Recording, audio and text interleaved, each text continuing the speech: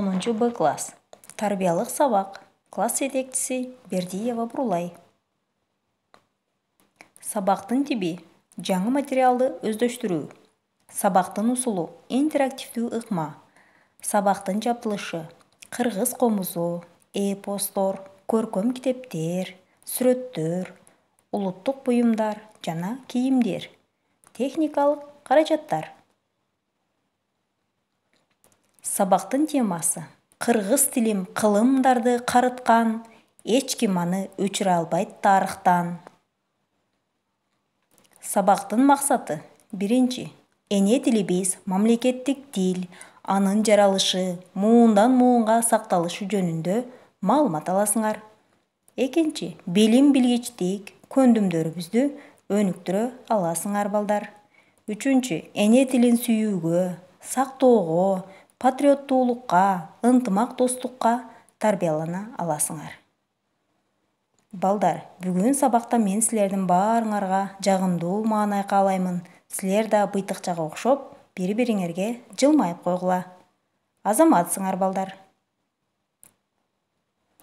Балдар, бүгүн биздин сабактагы алтын эрежелер менен таанышабыз. Биринчи, бири-бирибизге урмат сый менен мамиле кылабыз. Экинчи, бири-бирибизди көңүл коюп угабыз. Үчүнчү, сабакка активдүү катышабыз.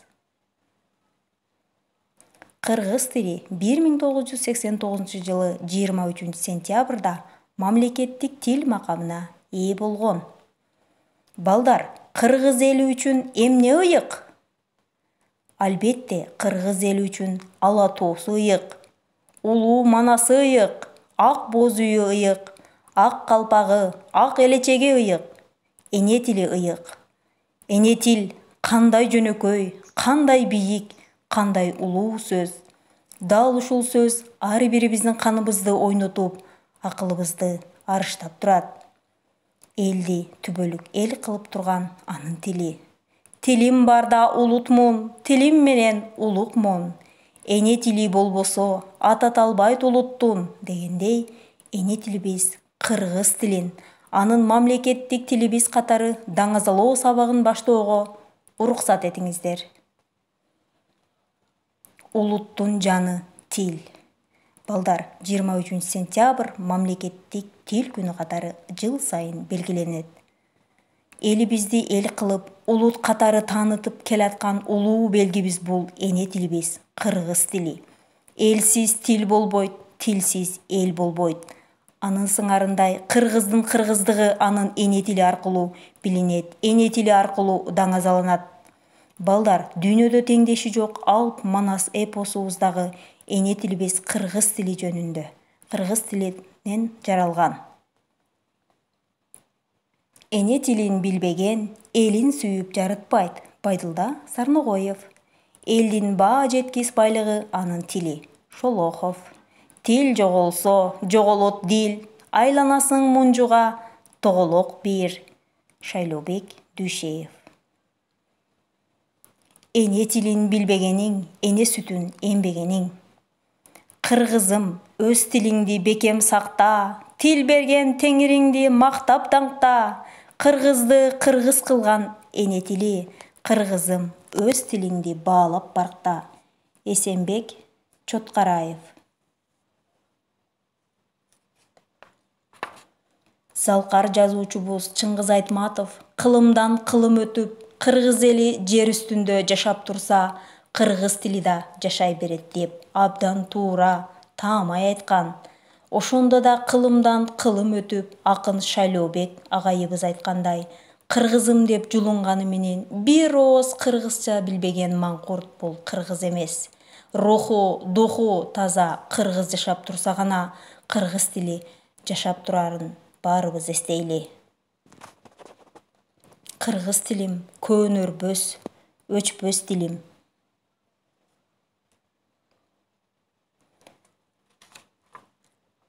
Кыргыз тили бул биздин жалпы эне тилибиз, биздин мамлекеттик тилибиз катары дүйнө жүзүндө алган орду дагы аябай чоң.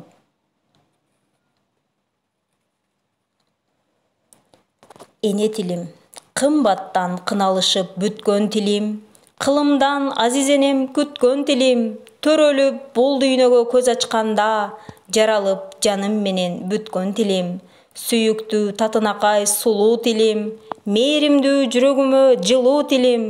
Ширелген жакут менен көркө чексиз, тамшанткан такылдаткан балдан ширин. Тилине кулдук кылам энем атак, кечиргин мен тараптан болсо катам. Сен сүйгөн, сен сүйлөгөн ушул тилде кобултуп безеп ырдап келе жатам. Бул тилден кылдат кымбат сырын ачам, канымды сыя кылып китеп жазам. Таң эртең тил өмүрү бүтөт десе, күн менен уккан кечте кошо батам. Абдрасул Токтомушев, кыргыз эл акыны. Эне тилим ырынан балдар, силерге мен көркөм окуп айтып бердим. Мына балдар, бүгүн биз кыргыз тилим кылымдарды карткан, эч ким аны өчүрө албайт тарыхтан темасын окуп, өзүбүзгө көп маалыматтарды алдык. Өзүңөрдү текшергиле эми. Биринчи, Кыргыз Республикасынын мамлекеттик тили кыргыз тили качан кабыл алынган? Экинчи, Чыңгыз Айтматов тил жөнүндө кандай накыл кебин айткан? Балдар, баарыбыз үйгө тапшырманы дептерге жазабыз. Менин тилим, менин дилим темасында чакан дил баян жазып келебиз. Балдар, баарыбыз сабакка түшүнгөн болсок, анда саламатта барабыз.